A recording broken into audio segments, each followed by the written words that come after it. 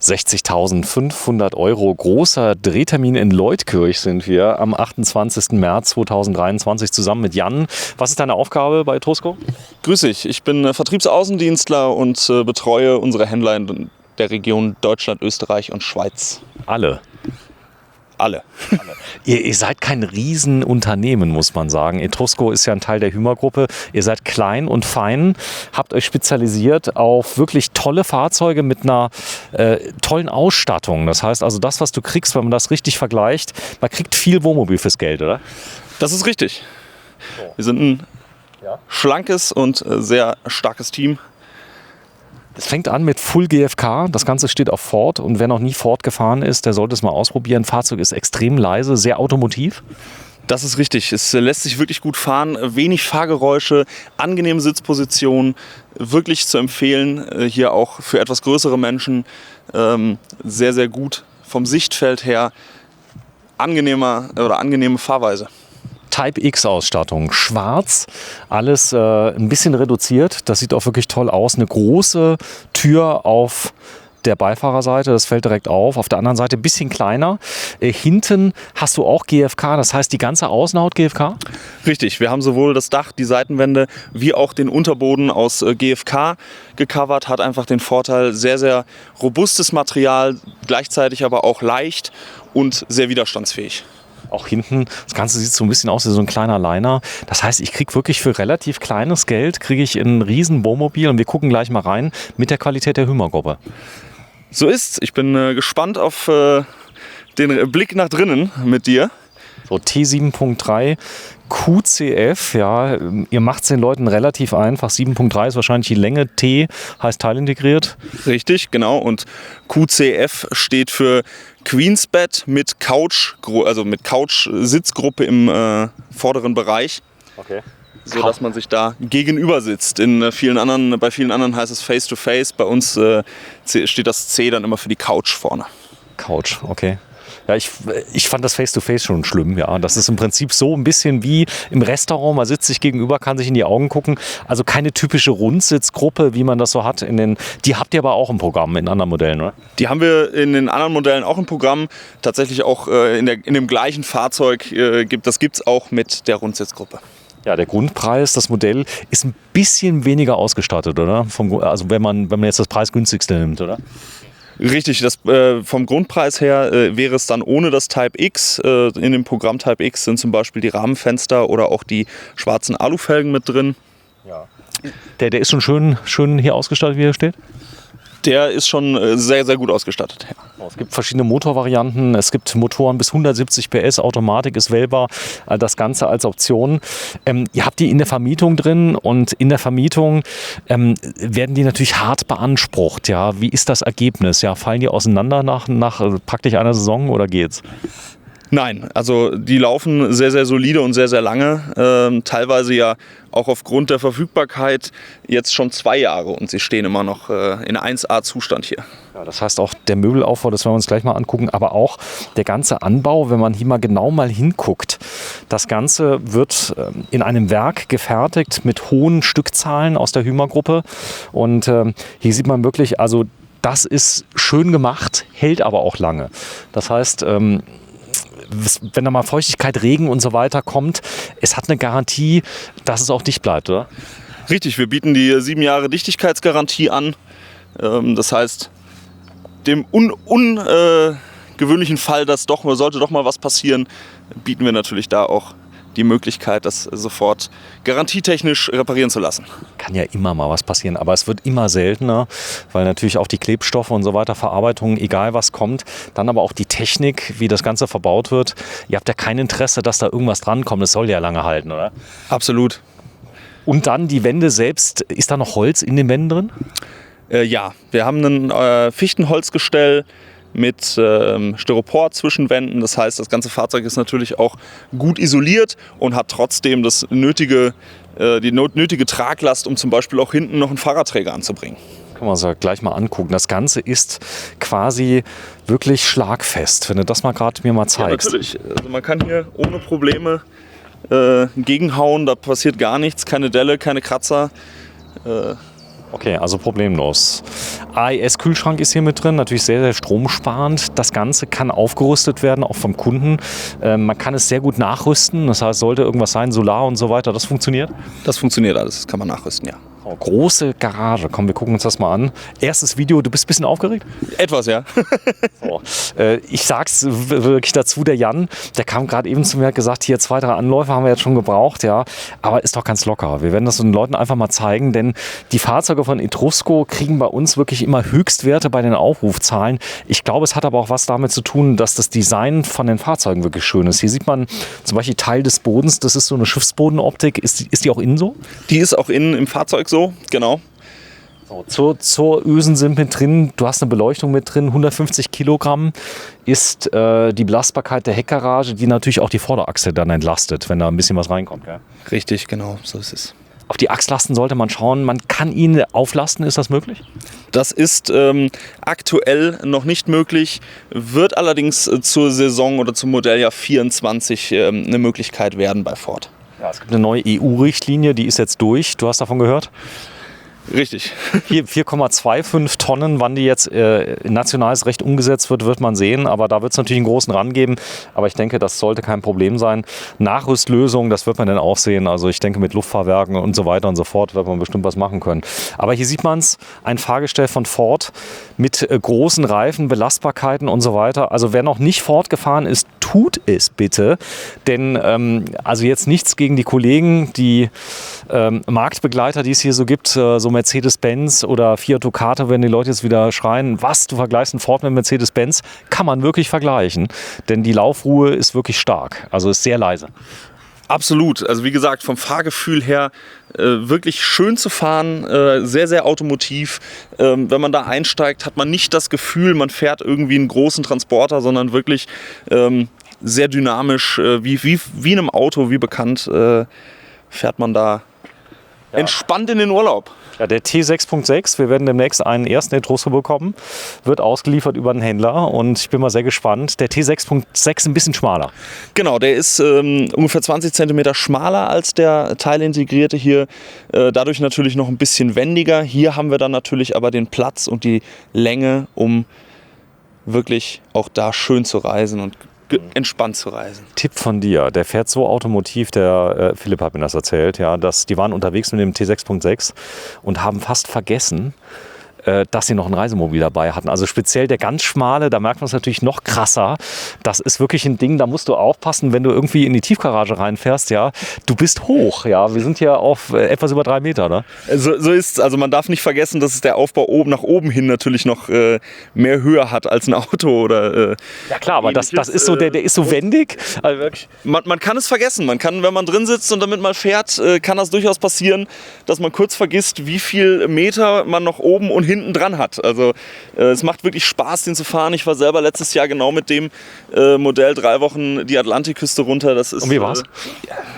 Super schön. Also wenn da das Wetter halbwegs mitspielt und man noch davor sitzen kann, macht das einfach Spaß. Ja, Queensbridge, ich bin sehr gespannt. Komm, wir gucken mal vorne rein ins Cockpit. Da sieht man auch schon ein bisschen die Ausstattung. Weiße Sitze.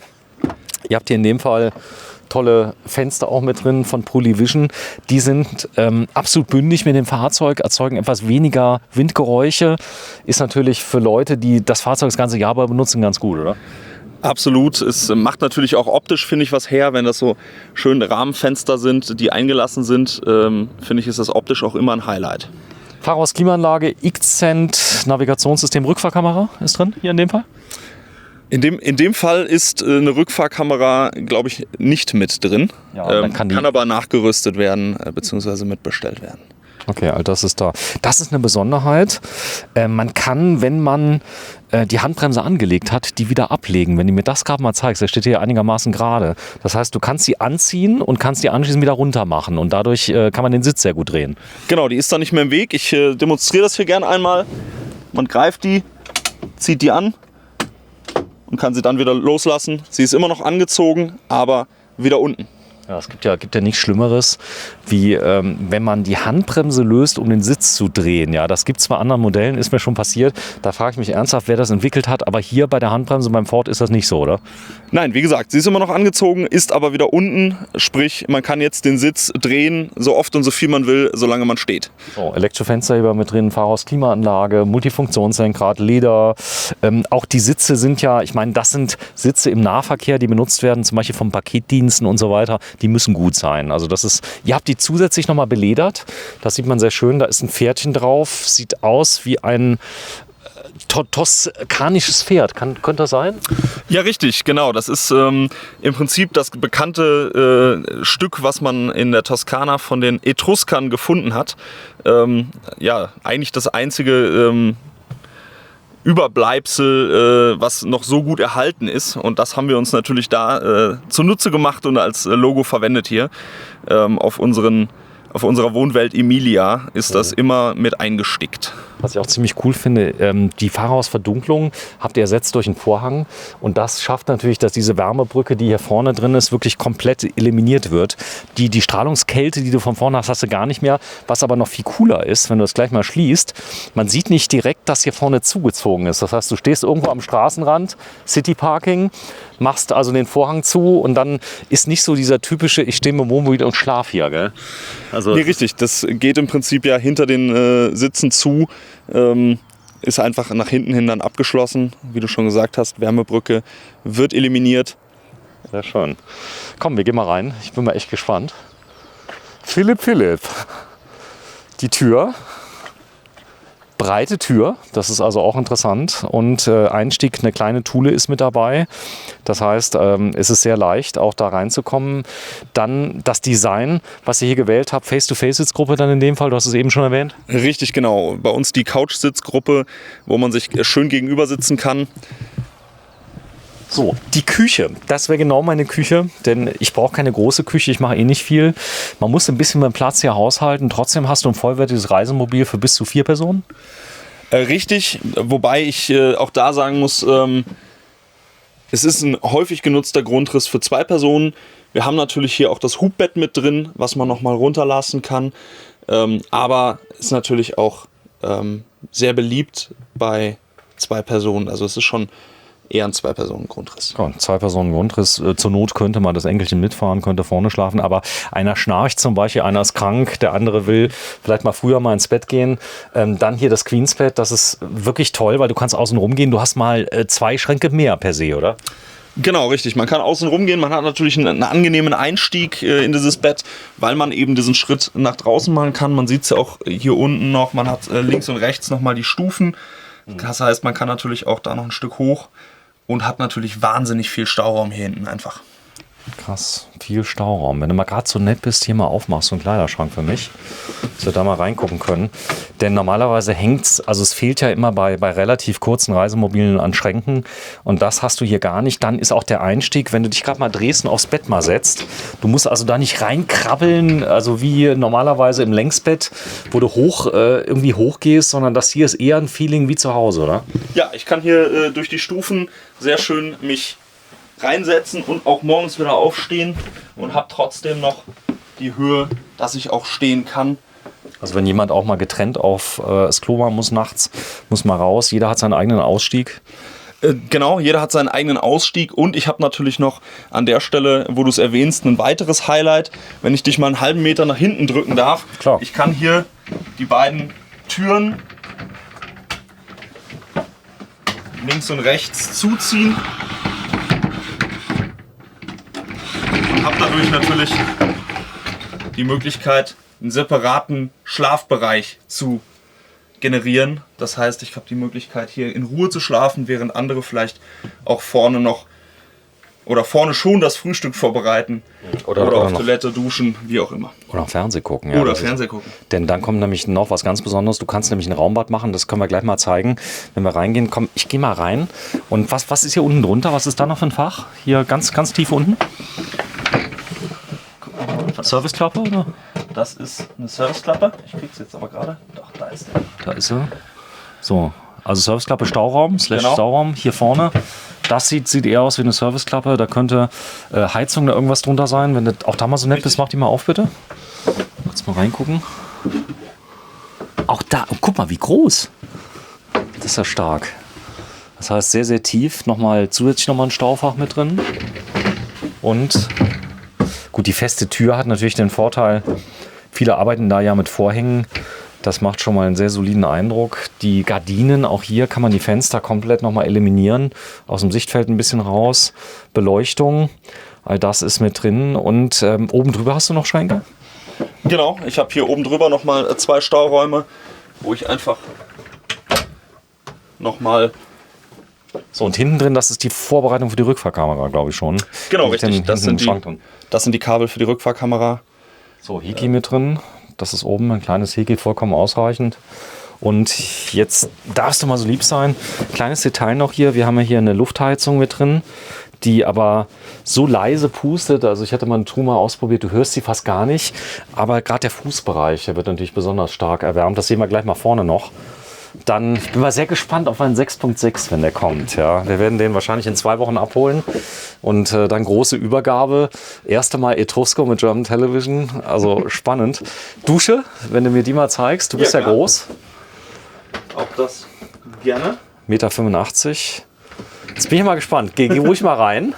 Ja, denn, ich muss sie noch einmal andersrum aufmachen. Aber auch hier, wir haben ja eine sehr, sehr geräumige Dusche.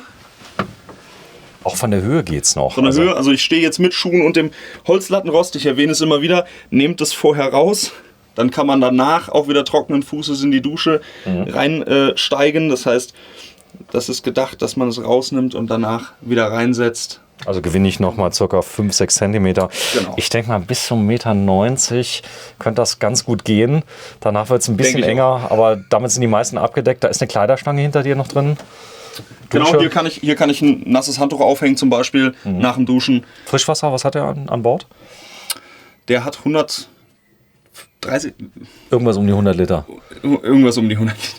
So, Philipp, erstes Video. Ich finde das cool, du machst das echt gut. Muss ich dir mal großes Lob geben.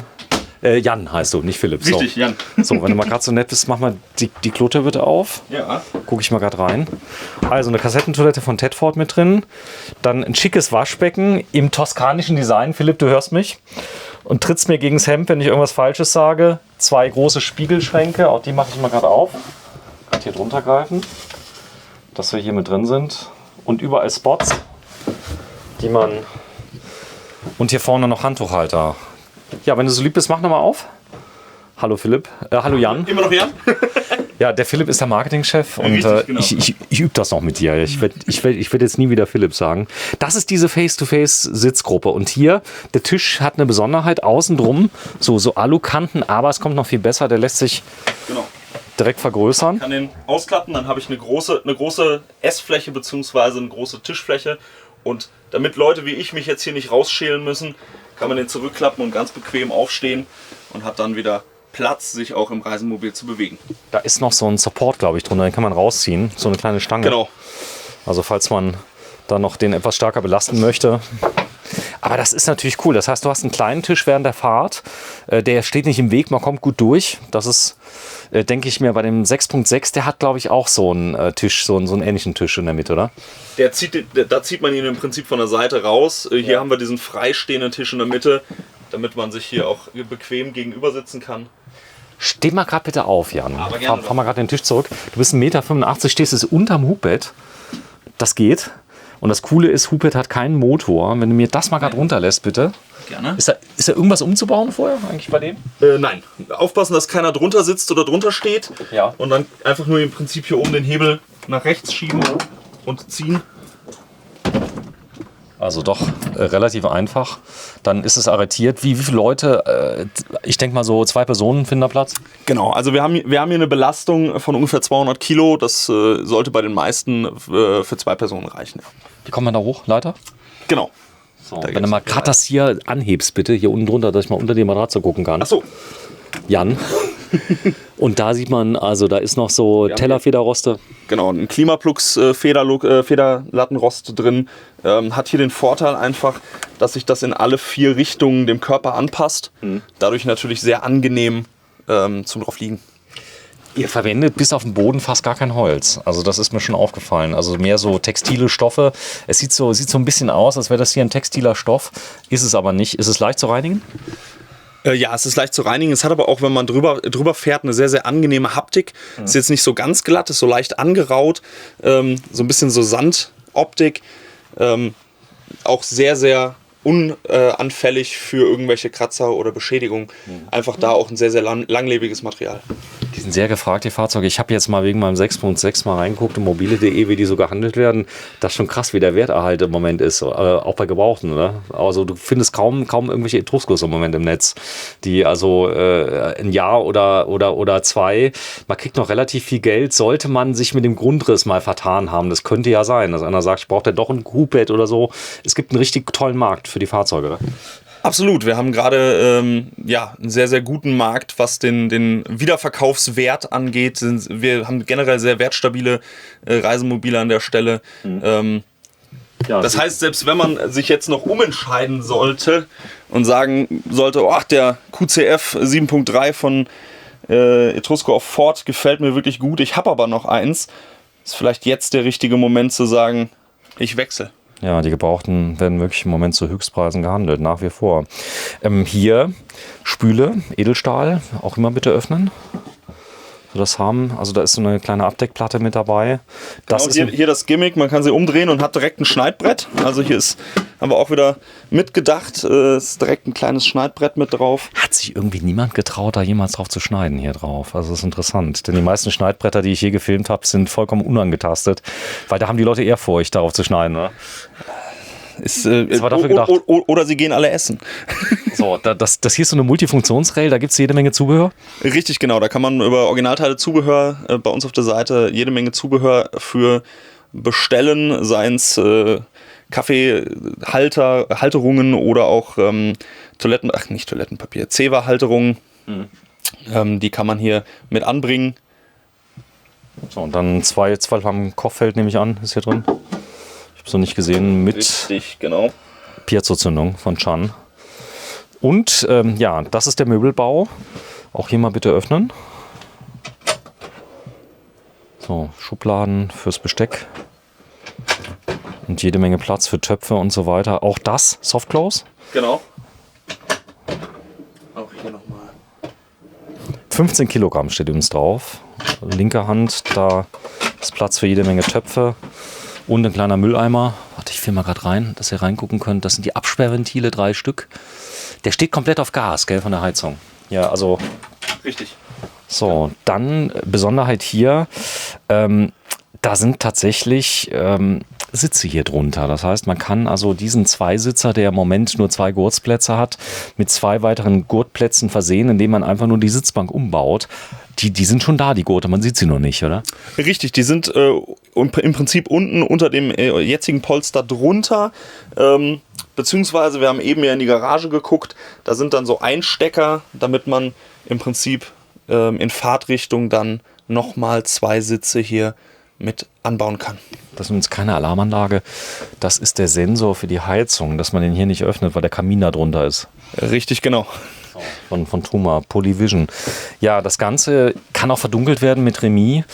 Verdunklungssystem, da habt ihr nicht irgendwas genommen, sondern so den Marktführer am Markt. Also Remis baut das sehr gut. Wenn du mir das mal kurz zeigst, wie geht das? Aber natürlich, klar. Das kann man im Prinzip einmal von oben runterziehen, dann hat man das Fliegengitter. Und wenn man dann von unten hochzieht, ist es die Verdunklung, sodass man dann hier auch das komplett Licht undurchlässig verdunkeln kann. Ja, USB an der Stelle macht besonders Sinn, wenn ich schlafe, glaube ich, an der Stelle. Aber man kann es natürlich auch für irgendwelche anderen Sachen benutzen. Das ist das Cockpit, 6-Gang-Schaltgetriebe auf Wunsch mit Automatik, sagst du. Und das ist gern genommen. Dann ein großes Panoramafenster mit drin. Das kann ich wirklich ruckzuck öffnen. Wie funktioniert das, wenn du mir das mal gerade zeigst? Ja, natürlich. Wenn du mich hier einmal kurz durchlässt, ja, dann sind es im Prinzip nur diese 2 Schräubchen, die man einmal bisschen lösen muss, und dann kann ich hier die Scharniere runterdrücken und kann das Ganze. Hier oben sind nochmal 4 Scharniere runterdrücken, die habe ich jetzt gerade gar nicht gesehen. Du bist aber aufgeregt, Jan. Ja. Wir kriegen das hin, beim zweiten Video wird es besser. Jetzt hast du das schon 5000 Mal gemacht, ja. Und dann kommt das Sven Herzog. Oben sind 3, linke Seite sind 2. Wieder arretieren und habe das dann offen. Die Händler, sag mal, wenn ich so ein Fahrzeug kaufen möchte, die gibt es nicht nur in Deutschland, seid ihr mittlerweile auch in Österreich? Genau, Österreich, in der Schweiz. Okay, und in Deutschland? In Deutschland. Wie kommt der an? Das heißt, also ihr habt ja Vorbestellungen von den Händlern, dann seid ihr vom Preis-Leistungs-Verhältnis recht gut. Könnt ihr den gut liefern? Ich sag mal, man hat ja immer so gehört, die Lieferbarkeit, das war immer ein bisschen schwierig, aber es kommen jetzt immer mehr Fahrgestelle aufgrund dessen, dass ihr habt, glaube ich, Fiat und Ford. Richtig, wir haben sowohl den Fiat, den Grundriss oder beziehungsweise einige Grundrisse, sowohl auf Fiat als auch auf Ford, einfach um natürlich da auch zu gewährleisten, dass wir liefern können. Die Situation war angespannt an der Stelle, entspannt sich gerade ein Stück weit wieder, sodass ich da guter Dinge bin, dass die Lieferfähigkeit sich deutlich verbessert. Tipp von mir, wer nie bestellt, kriegt auch nie so ein Reisemobil. Hier vorne sieht man das Truma Bedienfeld, was hier drin ist. Also auch das ist easy zu bedienen. Du hast eigentlich nur 2 Regler. Das eine ist das warme Wasser und das andere ist die Heizung. Und das ist so ein Multifunktionsfeld. Was ist da alles zu sehen? Da kann ich den Wasserstand prüfen, da kann ich den Abwasserstand prüfen und die Batterie. Laufzeit bzw. Kapazität, wie stark ist noch geladen. Das heißt, im Prinzip alle Informationen, die ich brauche, wenn ich wissen will, wie lange kann ich noch autark stehen. So, wenn du mal gerade die Tür mal bitte zumachst, sei mal so lieb, Philipp. Ich will gerade mal hören. Jetzt hast du doch wieder Philipp gesagt. Jan. So, das nächste Mal gibt es 5 Euro in die Kasse, was da ist. Der große Tedford. Jetzt sieht man nämlich etwas besser bei der Kontrast. Heute haben wir das erste Mal so richtig schönes Wetter, Jan. Und das ist wirklich toll. Aber dieser Kühlschrank, wenn ich mal gerade daneben stellst, dann sieht man den mal. Der ist größer als du, weil er steht nicht ganz am Boden. Hat aber diese mega Getränkeschublade, die ich so liebe. Genau. Große Getränkeschublade und hier oben natürlich auch noch das Frosterfach. Das heißt, ich kann auch Tiefkühl Eis mitnehmen zum Beispiel im Sommer. Sehr schön. Übrigens, der Absorber-Kühlschrank ist wesentlich kälter als sein Ruf. Also das ist die Erfahrung, die ich gemacht habe. Teilweise sogar noch kälter als ein Kompressorkühlschrank, den ich mal erlebt habe. Also das ist ein riesen Kühlschrank. Unten drunter ist noch ein Fach. Was ist da drin? Genau, ist einfach nochmal Staufläche. Wo käme der hin, der Fernseher, wenn ich einen hätte? Der Fernseher wäre an dieser Stelle hier montiert und wäre dann hochkant zu kippen, sodass er beim Einstieg nicht im Weg ist und ich ihn trotzdem schön aus der Sitzgruppe nach vorne holen kann und dann Fernsehen gucken kann. Ich habe gar keinen Fernseher mehr fest verbaut. Bei mir habe ich einen Monitor nur noch. Da ist ein Stick mit drin, habe eine kleine USB-Box dran gemacht, stell die hin, wohin ich will. Ist das so ein bisschen der Trend, dass die Leute viel gucken mit dem Handy, mit dem Tablet, mit dem PC auch, oder? Ich glaube, es ist generell ein Trend, dass wir Richtung Tablet gehen, dass viele Leute den Fernseher gar nicht mehr unbedingt in der Ausstattung haben möchten, sondern dass da tatsächlich eher auf dem Tablet geguckt wird. Nichtsdestotrotz ist er ja auch immer mit bestellbar für diejenigen, die sagen, nee, Fernseher brauche ich schon in meiner Sat-Anlage. In meinem zweiten Zuhause. Schon. Guck mal hier unten. Das ist auch ein nettes Detail. Das heißt, dieser Teil vom Boden ist beheizt. Das heißt, überall da, wo ich barfuß unterwegs bin, im Schlafraum und so weiter, da ist eine Heizung mit drin. Das gleiche gilt dann nochmal hier in Teilenbereichen von dem Fahrerhaus. Luftausströmer überall. Hier vorne ist noch ein kleines Schuhfach. Was ist da? Genau, richtig. So, okay. Da mal ganz kurz zeigen. Ja, nächster Wagen kommt schon. Komm Philipp, wir gehen mal raus. Gucken uns mal den nächsten an. Da steht er. Also ich finde ihn sehr schick. Preis-Leistungs-Verhältnis. Ich glaube, das ist das große, entscheidende Merkmal. Also nicht, dass die anderen Fahrzeuge aus dem Hymer-Konzern kein gutes Preis-Leistungs-Verhältnis haben, aber das von Etrusco, das ist schon wirklich enorm. Also ihr macht sehr viel Reisemobil fürs Geld. Ja, wir geben uns Mühe, hier sehr, sehr gute Reisemobile zu einem erschwinglichen Preis auf den Markt zu bringen. Das ist auch eine große Forderung. Erschwinglicher Preis. Jetzt gucke ich mal gerade auf der rechten Seite. Nee, da kam ein Besucher. Wir stehen nämlich hier auf dem Stellplatz in Leutkirch. Haben das Wetter so ein bisschen genutzt am 28. März. Ist es schön? Dafür, dass heute Morgen noch Schnee lag, muss ich sagen, haben wir hier gerade Top-Wetter und sehr, sehr angenehme Temperaturen. Also, Wenn ihr wollt, kommt nach Leutkirch. Toller Stellplatz für die Gemeinde. Uns auch eine ganz tolle Gemeinde. Ich bin immer durchgefahren, also es lohnt sich mal hierher zu kommen. Hier sind wir, 28. März. Also hast du gut gemacht, Jan. Und ich bin stolz auf dich. Ja. Das nächste Video werden wir mal gucken. Da bist du vielleicht nicht ganz so aufgeregt, oder? Wird besser hoffentlich. So, Etrusco T. 7.3 QCF. 7.3 QCF. Modellvariante 2023, korrekt? Korrekt. Tschüss. Tschüss.